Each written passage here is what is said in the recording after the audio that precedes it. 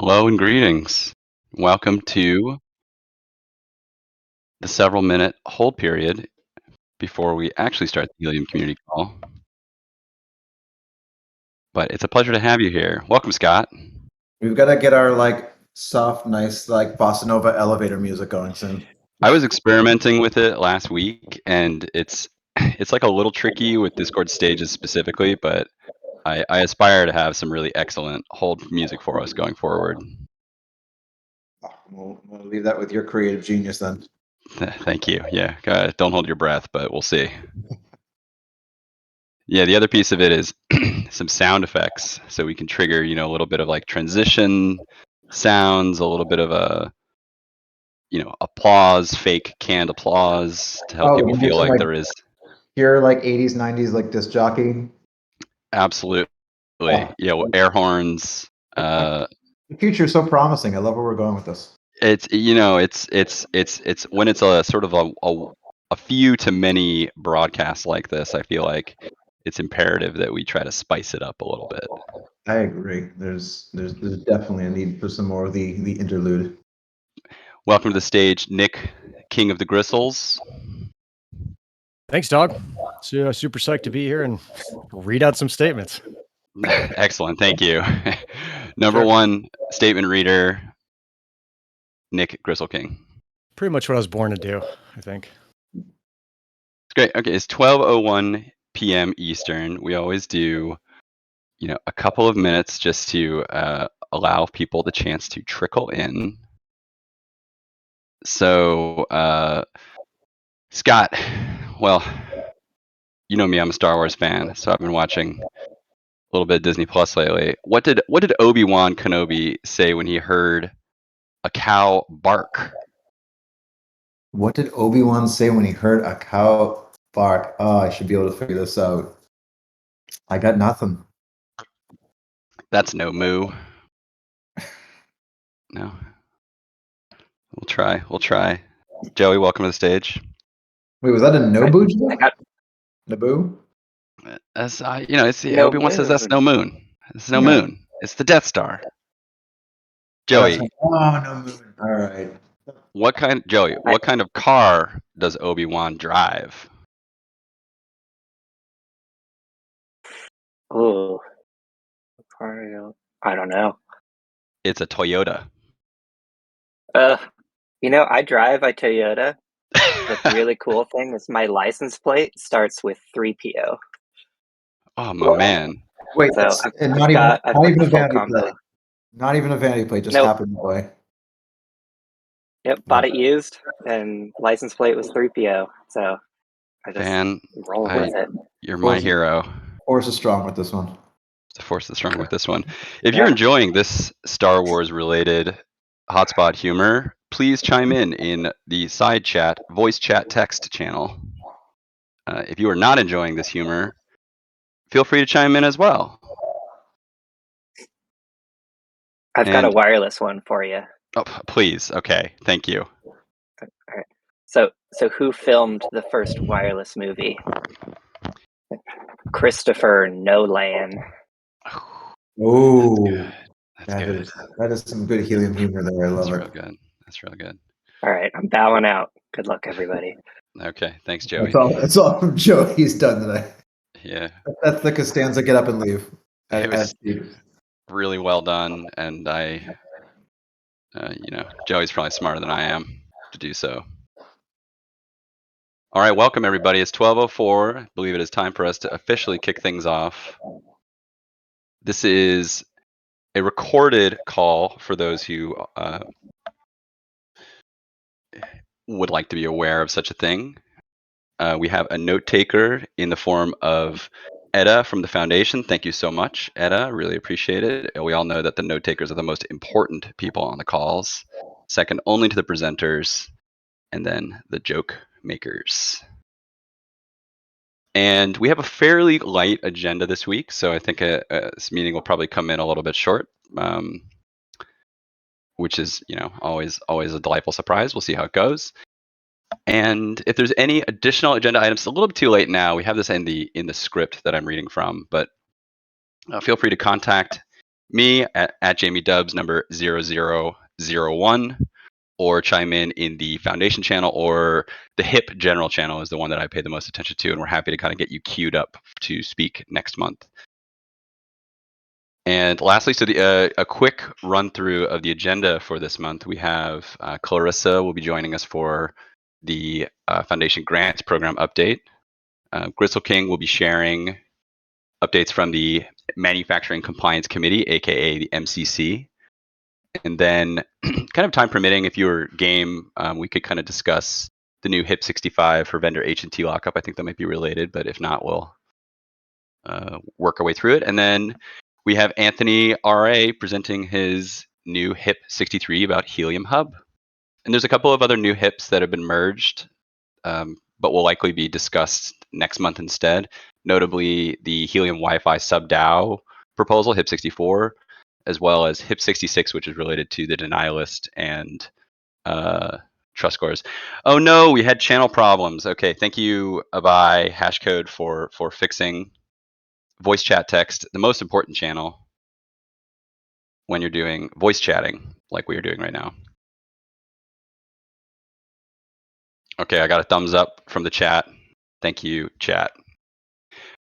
Without further ado, this is the transition sound for me handing it off to Clarissa. Thanks, Jamie. So a lot has happened since the last community call, and I'm excited to share a few highlights. First, I want to give a shout out to all of the grantees who made it out to Consensus in Austin. Quite a few grantees carved out time to speak at the conference and at Helium House. And my favorite moment was when all of the visiting grantees gathered for lunch at a little dive across the street from Helium House, because during this lunch, it was super clear that there's a lot of room for cross-pollination and collaboration between grantees. So our team at the foundation is strategizing to find new ways to encourage the organic grantee cross-pollination that we witnessed in person at Consensus. On a related note, I want to give a special shout out to the grant committee this week. After giving a talk about the grant program at Consensus and Helium House, we saw an exciting upswing in the number of grant proposals submitted for review. And we want to make sure that grantees have a great experience and our team stays responsive, even in moments of high activity. So the grant committee has sprung into action and generously offered to review more projects to help keep grant applicants moving through the application process at a nice clip. So thanks again to everyone on the grant committee who's volunteering their time to support the community. One last Consensus-related note is a fun example of the many opportunities there are for passionate community members to get support from the Helium ecosystem.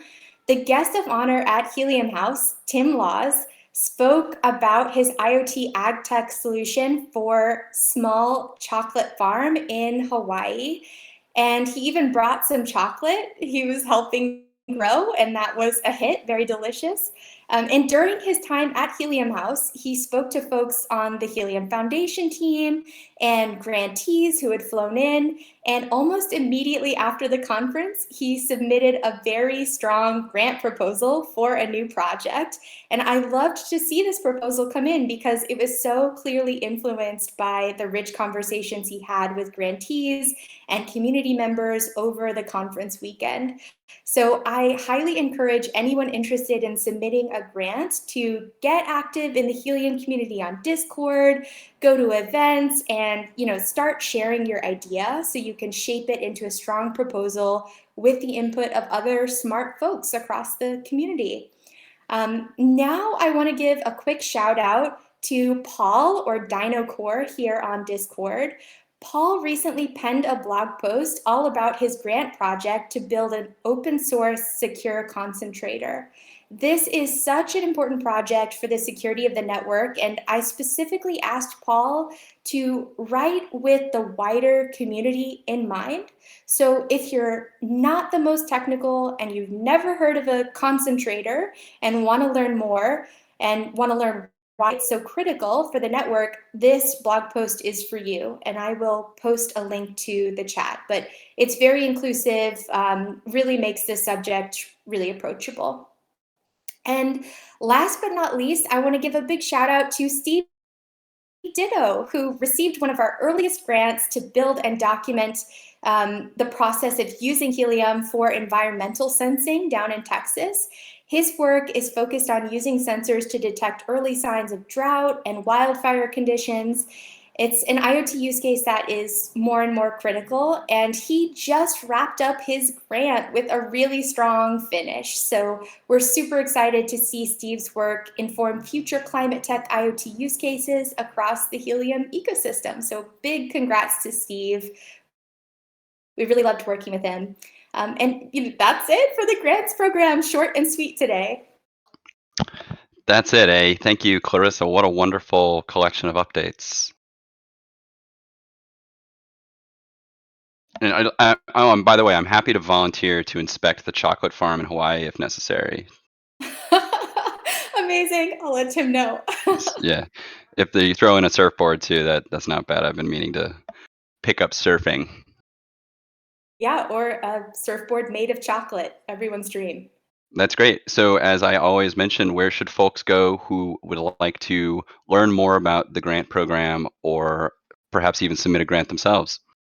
Yeah, that's a great question. So if you go to helium.foundation, there is a section on the landing page that shares a little bit more about the process. And also there's a direct link to the quick pitch, which should take you maybe 20 minutes to submit your idea for a quick evaluation.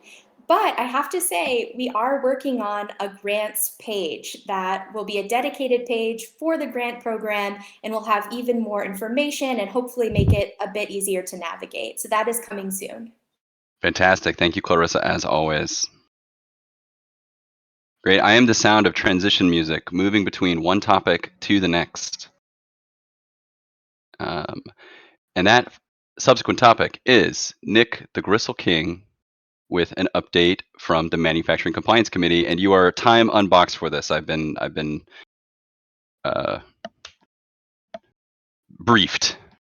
quickly briefed. So feel free, Nick Gristle King with the manufacturing update.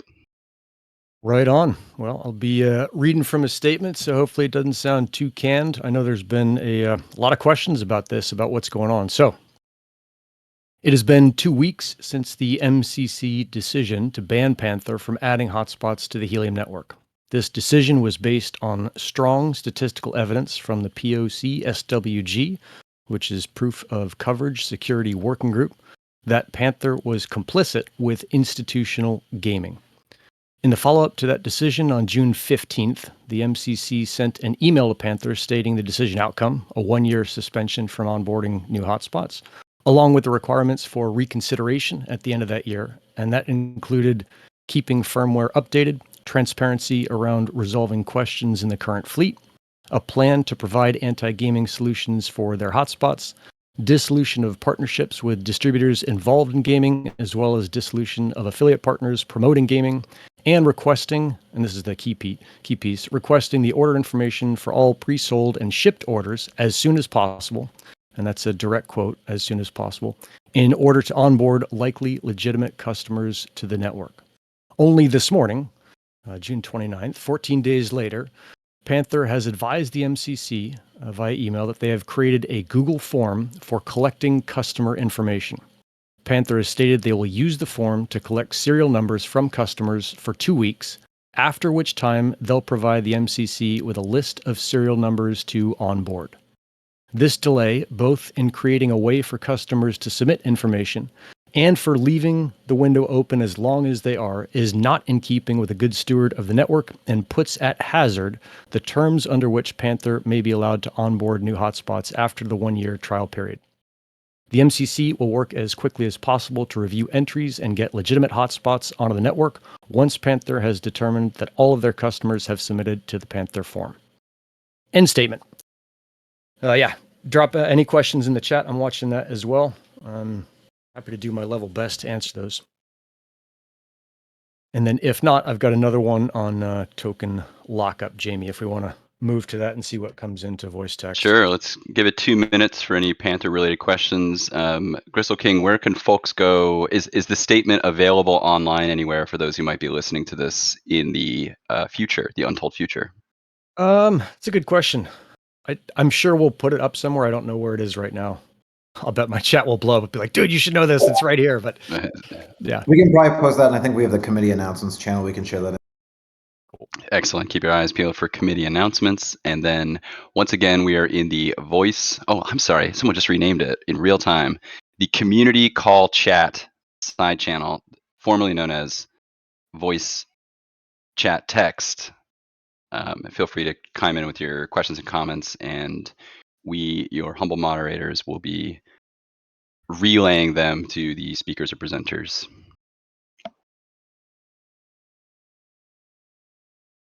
Bullrug, Right on. everybody, Well, there everybody's goes the enjoying it. chat Yeah. blowing up. Gristle King, feel free to move forward with the next topic around vendor H&T lockup proposal, new HIP 65. Okay. Token lockup. So members of the MCC have submitted a proposal for token lockup by manufacturers. It has become obvious that banning a manufacturer's ability to onboard new hotspots is neither the best tool nor the only tool the community should have in regulating institutional bad actors on the network, and that additional tools, such as a token lockup in proportion to units sold, will assist in providing a fair system with incentives aligned for good behavior. This proposal is available for review on GitHub under 0065 vendor token lockup, and I'm sure we can drop a link along with that. But that's probably the easiest way to find it is with the Googs and GitHub. End statement. Yeah. Fantastic. I appreciate the closing tags to indicate transitory moments in our freewheeling discussion here. Yeah, well, I got my own opinions, but these statements are ones that we've all agreed on, and I think that's the important piece. And I see you've dropped the link to that HIP 65 in the chat. Thanks, Dog. My pleasure. That's teamwork for you. And then there is, of course, the HIP 65 Discord channel for further discussion. And I have a feeling we'll probably table this one for next month as well. I think our call next month will be pretty action-packed, just to sort of further discuss this, potentially with Germ, one of the authors, and other folks from the MCC. Yeah. I would say the main author is that Germ kind of wrote it because I think he's got a great understanding of the whole thing, and the rest of us then chimed in and did our best to make sure that was all squared away. Copy that. Great. Any remaining comments from Gristle King as a representative of the MCC here on the community call this month? No further comments, and thanks, Doomsday, for the Joe Biden reference. That's awesome. Really appreciate that. All right, I'm out. Right on. Thank you, Nick. Nick Gristle King, ladies and gentlemen, your local hotspot raccoon. Up next on my extremely well organized agenda here, available as always at helium.foundation/community-call. A link I will post once again in the community call chat channel, our official side channel for community call chat, is Mr. Anthony R.A. to discuss his relatively new HIP from last month, HIP 63, about Helium Hub. Anthony, would you mind? You're already on top of it. Thank you for raising your hand. Discord is unnavigable with this many people. I have clicked the Bhutan.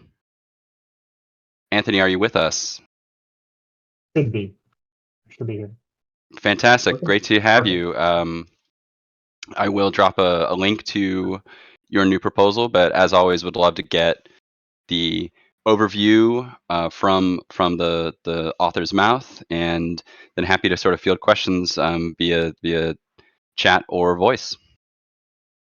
Thank you. Yeah, so I tried to get this in before the HIP 51 vote. However, it was a very fast moving target, so kind of coming in a little bit later. And the purpose for HIP 63, and I think the name probably needs a little bit more detail or modification. I originally had sort of the implementation alongside of the change, but then realized that the moving target was moving pretty quickly for HIP 51. So I just wanted to get the tokenomics of what HIP 63 was going to be out there in time, and ended up missing the target anyways. So here we are today. So with that being said, HIP 51 talks about Helium becoming a DAO and network of networks, and I think that's fantastic. And I like the idea. However, I had some concerns in some of the way that the HIP 51 wants to implement it. I'm not really aligned with, and so I decided that I wanted to provide an alternative view on how something a network of networks could work, and that's kind of what the HIP 63 is meant to do. And coming off of the HIP write-up, the motivation for this HIP, it's to provide the minimum requirements needed to become. I coined it a sub protocol due to the fact that sub DAO could be VPN, could be Wi-Fi, could be mobile. Just kind of made it more vague in my description. What they need to have or provide to get data transfer rewards.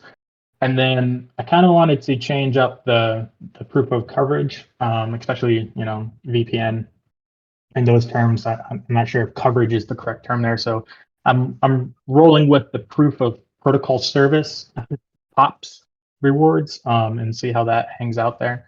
But the idea is pretty simple. Provide a very straightforward how to become a subprotocol of Helium.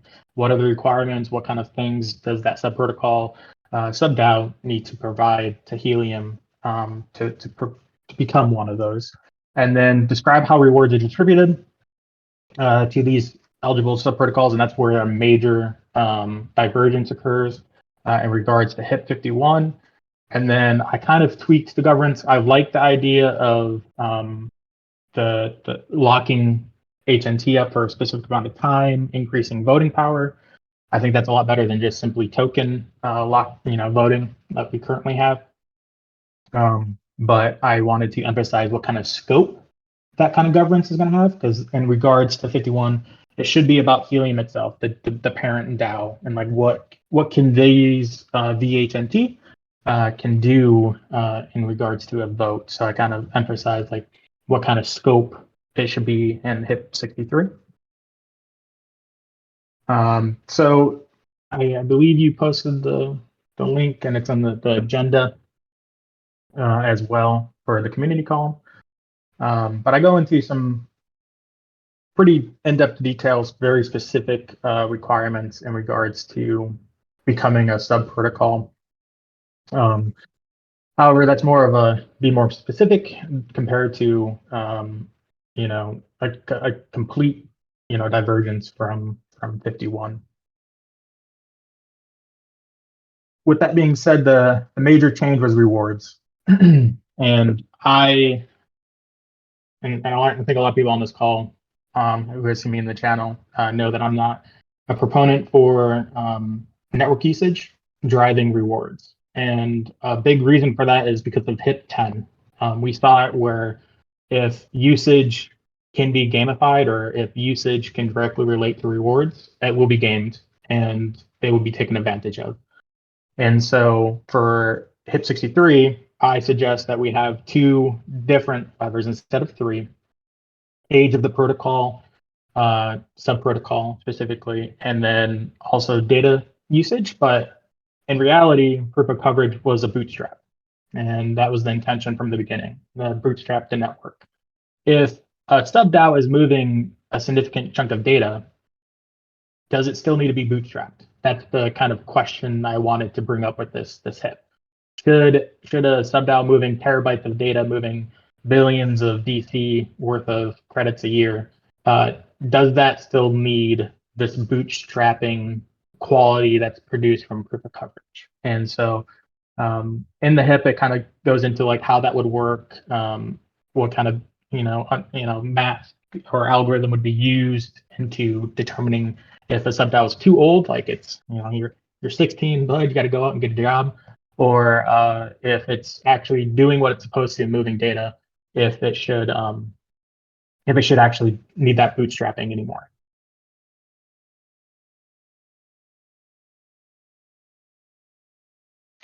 I'm just watching the chat, Anthony, and no pressing questions. If anybody has any questions for Anthony about HIP 63, feel free to chime in, and preferably in the community call chat channels so that we can just follow along with one channel. Or feel free to raise your hand if you'd like to speak on the call. And then, so Anthony, for one question, just to kind of kick things off. So in light of sort of the vote on HIP 51 and the ongoing development work being done there by the core team, do you have a feeling about a best way to sort of move forward with your proposal with 63 as sort of an alternative? That's a good point, and it's kind of like the rule or like a law per se of like how it should be implemented. I don't think it's one or the other. I don't think it's 51 or 63, and the work that's currently being done needs to get scrapped. That's not the case, right? If anything, maybe even just bits and pieces. Like 63 could be accepted by the community and full fledged what it is today, or maybe little chunks. Something makes a little bit more sense in regards to HIP 51 and what like HIP 63 wants. So I don't think it's one or all or nothing for either HIP. I think because it's simply just trying to define and come up with like what's required. A lot of that work hasn't been done yet either. So like this is not going to prevent or stop any airdrops for 52, 53. Those can go on as currently planned, because in reality, this is just describing what the parent DAO is expecting from those sub DAOs. If anything, the airdrops might need to be backed by HNT if the community feels that's a part of 63 that they like compared to 51. But that would be the only thing that would drastically like differ in implementation in regards to 5163.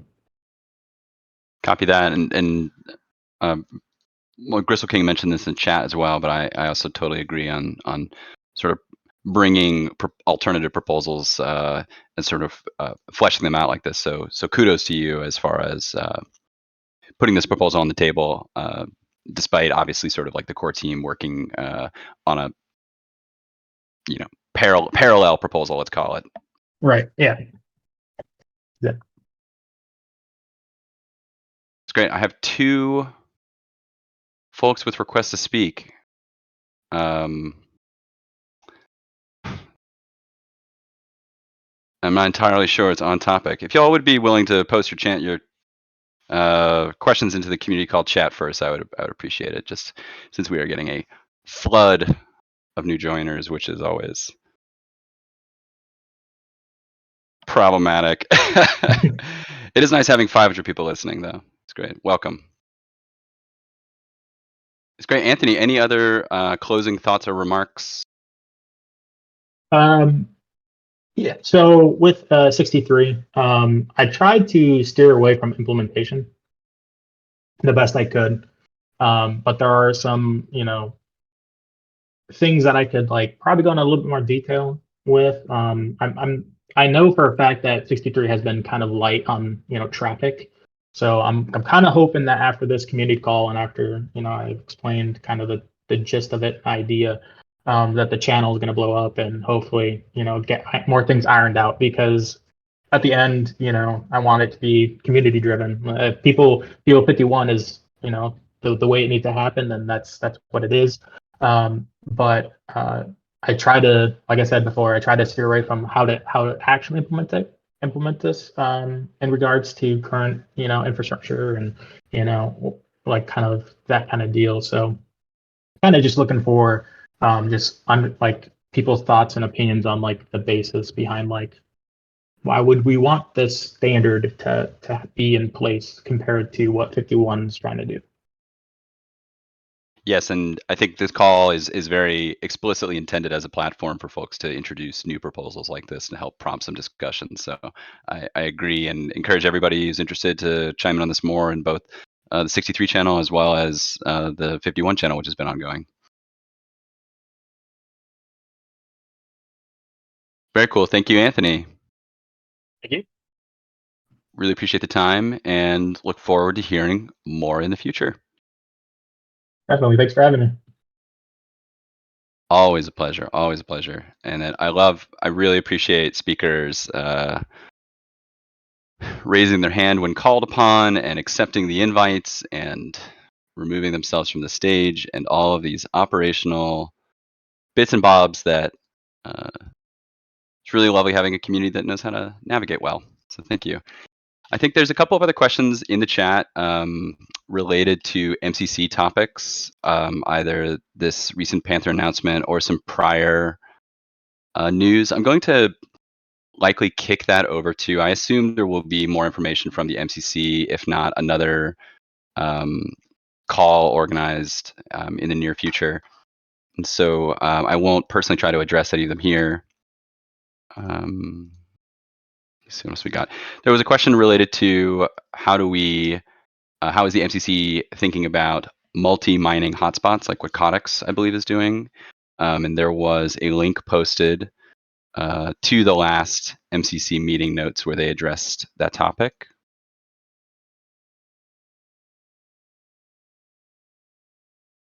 And I think that might be it as far as official statements. Scott, this is the shortest community call I've ever been party to, so feel free to throw out some more jokes. I don't know, where are we at? I mean, this is just, we're just becoming more efficient as a community, right? Yeah, right. We get 90 minutes of work done in 30 now? I mean, that's, I'm living the dream. And then, Max had a good question about when the HIP 53 vote is coming. I actually got that question from a few folks. Yeah. I haven't seen a specific timeline for it, but Scott, have you heard anything that you're able to share? Just in some of my conversations on the development side in terms of vote readiness, I think there was a couple changes to 52 and 53. Also, just generally speaking, we're hearing a lot of the feedback from the community, some areas of either ambiguity or confusion. So I think you can expect that next week we'll be hosting like a Twitter space to talk a little bit about that, make sure that questions are answered, any confusion, or be kind of down to very, very. Scott, I think you might need to tweak your voice sensitivity settings since it's cutting in and out a little bit. How am I now? Good? Fantastic. Nailed it. Okay. So the crux of it is that we'll probably be doing something like a Twitter space next to discuss this more. May also put out a form as far as where the folks feel like there are still some open questions or areas of ambiguity or confusion. Just in terms of feedback from community managers, I think it's a matter of making sure we are vote ready, and not just from the specifics in the HIPs, but also just perception, understanding. There was some feedback with 51 that folks still felt like they want to better understand some information. So just making sure we cover off on the educational side. So you can expect something probably next week on whether it's a town hall, forum, but likely will be a Twitter space. So news on that soon. Fantastic. I look forward to it. And then happy to carve out some space on the community call next month as well. I think it could be quite an exciting sub-DAO fiesta if we have both Wi-Fi, LoRaWAN, and 5G kind of coming in various stages. Let me see what else. I think that might be it. Max is also promoting Gristle King's great recent video on HIP 51, which is the general sub-DAO network design. We keep mentioning these things by numbers as well. I apologize for being so technical. 52 is the LoRaWAN sub-DAO, aka the IoT token, and the 53 is the 5G sub-DAO, which is the mobile token. And I think I'll just call it a wrap, and we'll defer some more of these questions either to the chat, to the experts, and to the various smaller calls that are happening over the next couple weeks, as well as the monthly community call next month. We'll prepare a bit more of an update for y'all since there's quite a few pokers in the fire now. It's very hot spot summer. No? Too soon? I try. It's just me up here. You're doing great, buddy. You just keep doing you. Oh, Fark Millips allows it. Thank you, Mark. I really appreciate it. I think we'll call it there. Thank you to our sudden influx of 300 to 400 joiners. I really hope you love hotspots as much as I do. Jamie, hang on a second, mate. I'm sorry. In the chat, I'm seeing something from Waveform questions from Liam and Mac regarding the MCC.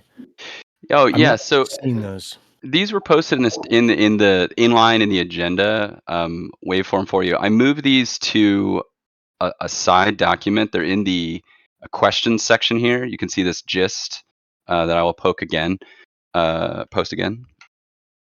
And these were when I mentioned kicking some of these questions over to the MCC. This is what I was essentially referring to, as well as a few of the questions from the chat, since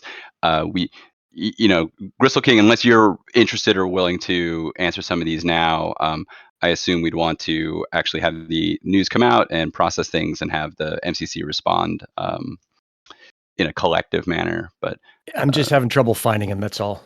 Yeah. Sorry. And no problem. There's like 5 questions. I just posted this GitHub link. It's just GitHub gist, but especially since it's sort of asking for some official responses, I think I would kick it over to the MCC as far as crafting an official response and thinking through it. Yeah, I think that seems reasonable. Yeah, I think that on some of these things we addressed statements earlier. The fact that we are going to that the MCC is going to be working with Panther to open up that forum, make sure any of the on are on board. Again, it's a sensitive, delicate matter. We're making sure we're handling it in a way that both protects the network's integrity, but also balances that with making sure that honest hosts that kind of got. Part of that is also Panther had not been on what that was hard for the judge. So doing the best we can to make sure we're balancing. I shouldn't say we. I'm not a vote. But balancing out network security and integrity with making sure that honest are also So something will be coming shortly in that. But thank you, Jamie, for including the agenda, and we'll get that back with Jeremy and the rest of the MCC. No problem. Yeah, I think that I assume we'll probably likely want to do an MCC related call to follow up with this, since there is quite a few follow-up questions about it. So thank you for your patience to everybody listening and asking questions. Generally we sort of prepare this agenda in advance, and there's obviously some new news. So from there we kind of will address it separately. Yeah, Jamie, can I jump in on this one? Sure, please feel free. Questions. So let me make sure that I first state that these are my opinions, Nick Hawks. This is not an official MCC opinion, but I think it's really important to attempt to at least kind of give perspective on some of these questions that Liam has come up with. So point 1, how do we protect and prioritize helium? I'm not going to touch that, but I want to put this thing on point 3. Let's see. Basically, what happened was just this morning, Panther had sent out an email with their intent to start onboarding these hotspots. And so kind of the information that we were working on changed. And at the point 3 is, will the MCC take a lead in designing registration form to help innocent hotspot owners onboard their devices? That was the plan until I got up at 6:40 this morning and saw the new information. We kind of rapidly revised this statement. But in the bigger picture, I want to make sure that the folks who are legitimate hotspot owners who bought Panthers know that the MCC understands that. I get that. I've got friends who have Panthers who can't onboard them. I understand your pain, and I want to make sure that that this is not something where a couple people who are all the same are making a decision. That the MCC is peopled or staffed or populated, or however you want to say it, by people from all across the industry. So you got folks like me who can write and explain things. You've got folks who are deeply technical. You have folks who are in manufacturing. You have folks who are on the testing side. It's a really wide variety of people who are looking at all the information available and then making the best decision possible based on the health of the community. And so I've seen a bunch of comments that are in contrast to that. And I just want to make sure that was very clear. And at this point, that these are innocent hotspot owners caught in the middle of this, 100% agree with that, understand that. And I want to get those, and the MCC wants to get those folks squared away as fast as possible. So, and then this point 4, could we introduce further checks and balances on the MCC? I think that's a reasonable question. I want to make sure that point is heard, and that you don't think that right now the entire state of Helium, from MCC to the foundation to any given HIP, is fixed for all time. This is a community-driven project, right? There were some really smart people who kicked it off and made it so that the rest of us can contribute. But right now, it's on all of us on all the rest of us to contribute. And Anthony today has been a pretty magnificent example of that. So if anyone has good ideas about, hey, this is a better way to make these decisions, I think all of us are open to that and want to make sure not that the current system is, continues on without change, static and inflexible, but that we continually change to improve the system for everyone so that everyone is protected as possible and the network remains as healthy as possible. And the statement of Nick Cox. That's right. Thank you, Nick, for so bravely fielding these questions in your personal capacity as a member of the MCC. And and just to chime on with the point number 4, that's the one that I think I also have a strong interest in related to the actual governance and process through which members of the MCC are decided and how the committee operates. I think the group has been very transparent in terms of sort of recording the calls, sharing things out to the community, and so I'm very supportive of the work that they're doing. It is not easy at all to take on this responsibility, and so I would please ask for some sympathy from the community because these decisions are very material to a large number of people, and the committee, I really applaud your willingness to take on this responsibility. And so that said, it's certainly not. It still exists in its sort of version 1 form, and the process to upgrade it is by writing up a proposal that we can discuss on this call. So if there is anybody out there who has a specific idea for how to move forward with sort of the design and administration of these committees, I think we're always all ears for it. And that's even how this call came about originally. That's how the original manufacturing process came about. That was a HIP that I helped write.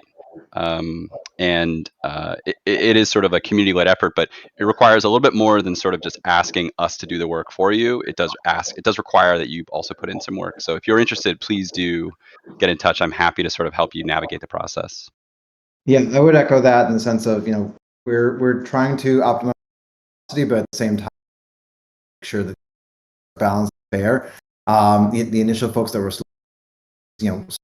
appointments based on, backgrounds, understanding security from a blockchain perspective, radio certification, general LoRaWAN standards, and have kind of grown from there where we truly, again, from the foundation's perspective, tried to let the committee be most self-governing. I think to date, it does represent a nice cross-section of the community. When there was a ask, I think within that just of for a statement from the foundation on the letter, some of the things I was pretty surprised to see. In terms of calling out that it's been how many weeks since ban from onboarding, that was really out of the committee's hands. That was radio silence from Panther. The idea that was potentially again, I'm using language for this letter, that the selfish and centrist. I think it's hard for me to recognize that and take something seriously. I don't understand committee of stakeholders from various aspects of the community be acting what would be some own self-interest other than the network's health, security, and integrity. So, my point of view is I think the committee is doing a really fantastic job. And what I would go back to is the fact not only is this, is the entire blockchain industry relatively new itself, made in 3 years, we can keep reminding folks as much as possible. But number one, the MCC is not it's not here to serve as a better business bureau in consumer protection. There have been some proposals for folks to sites, and if the committee was tasked with that, it would take us forever to be approving manufacturers. It's so much more around certification, the security elements, and making sure these things actually can sync with the blockchain. So to that, I say it still has to be a perspective of buyer beware. We'll do our best to, again, flag this on the pages where there are the lists of available manufacturers, considering for each of these new ones what might be more of a newer player, potentially opportunistic, versus who has the background. and really encourage folks to try to do more research. Again, to the degree that we can best to from the foundation side, and I've asked the as well, but again, this is still a fairly young network. So folks do need to consider as they are buying from. Same way that if you're looking at eBay or any kind of larger distributed site for, consider the source of these things. So I'm not saying that this is entirely on the, everybody plays a role here and there's distributed. So again, foundation side will continue to think about how to provide some diligence, same with the MCC, but I just want to make sure folks consider what you're investing. Got it. Thank you, Scott. You still have a little bit of audio chop, just FYI. I don't know if it's noise suppression or voice sensitivity or something else, but just a heads up. Yeah, thank you. Fix that. And then otherwise, thank you all for the questions. I hope, I'm sorry we're not able to kind of go into great detail about all of these questions per se, but I'm sure we'll have opportunity, like I mentioned, for the MCC to see and discuss some of these. Again, I kind of defer to the experts as far as some of these processes, or point number 2 related to sort of the development team status updates. I'll have to toss over to them as well. But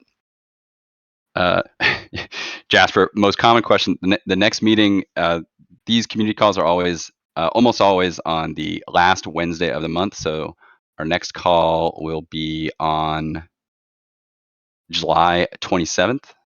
And we have a Google Calendar listed inside of the agenda document that you can subscribe to if you are so inclined. And then we'll have both an audio recording and a fake video recording of this call available likely within the hour. And there are notes in the document, compliments of Etta from the foundation. Thank you, Etta. As always, the note takers are the most blessed. And thank you very much to our speakers. Thank you, Scott. Thank you, Gristle King. Thank you, Clarissa and Anthony, for chiming in on your various areas of specialty and ownership. I appreciate it. Thank you, Doc, Jim. thanks for having me. Late. It's always great. And then thank you very much to all of our listeners. I look forward to next month's raid. This is really great. It's good for the numbers, Thank you, Jamie. Yeah, no problem. Take care, y'all. Have a good one, everybody.